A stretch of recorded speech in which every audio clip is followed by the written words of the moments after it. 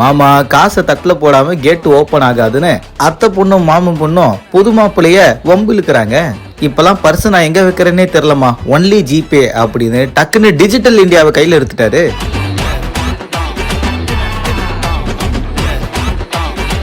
கோட்டெல்லாம் போட்டுன்னு வந்திருக்கே மாமா, நோட்டை பெருசா போடுவேன்னு பார்த்தா வெறும் 100 ரூபாயில ஜிபே பண்றீங்க அப்படின்னு புது மாப்பிள்ளையே வறண்டு இழுக்கிறாங்க மணப்பெண் தோழிகள்.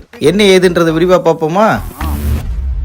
கோவையில மனுமிச்சம்பட்டி அப்படின்னு அழைக்கப்படுற பகுதியில திருமணமான தம்பதிகள் அவங்களுடைய வீட்டுக்கு வந்துகிட்டு இருக்காங்க. அதாவது பெண் வீட்டுக்கு வரும்போது ஆர்த்தி எடுக்கிறது வழக்கம். புதுமண தம்பதிகள் மேடையில ரொம்ப அழகா இருந்திருப்பீங்க, யாரு கண்ணும் படக்கூடாதுன்னு ஆராத்தி ஆராத்தி அத்தானுக்கு ஆராத்தின்னு பயங்கரமா கோவையில இருக்கக்கூடிய மக்கள் அந்த பண்போட பாட்டை பாடி வெல்கம் பண்ணுவாங்க. ஆர்த்தி முடிச்ச பிறகு தட்டுல காசு போடுவாங்க இல்லையா, அதுவும் புது மாப்பிள்ள வேற வெயிட்டா போடுங்க அப்படின்னு பார்க்கும்போது நான் பர்ஸை எடுத்துட்டு வரல, வெரி சாரி அப்படின்ட்டாரு. இவரு மட்டுமா, இன்னும் எத்தனையோ பேர் பர்ஸ் எத்தனை கிலோமீட்டருக்கு அங்கிட்டு கிடக்குன்னு தெரியலையேன்ற மாதிரி பர்ஸ் வச்சிருக்கிறதே மறந்துட்டாங்க. அப்ப இவர் மட்டும் விதி விலக்கா, சரி வாங்க நீங்க வந்துட்டீங்க, உங்களுக்கு பண்பா நான் 100 ரூபாய் தரேன் அப்படின்னு உடனே நம்பரை வாங்கி ஜிபே பண்ணிட்டாரு. ஸோ டிஜிட்டல் டிரான்சாக்ஷனை பண்ண பிறகுதான் டோல்கேட்ல எப்படி கேட்டு போடுவாங்களோ அந்த மாதிரி கேட்டை போட்டு பே பண்ண பிறகுதான் கேட்டு ஓப்பன் ஆச்சு. அதுக்கப்புறம் தான் வீட்டுக்குள்ளேயே என்ட்ரி.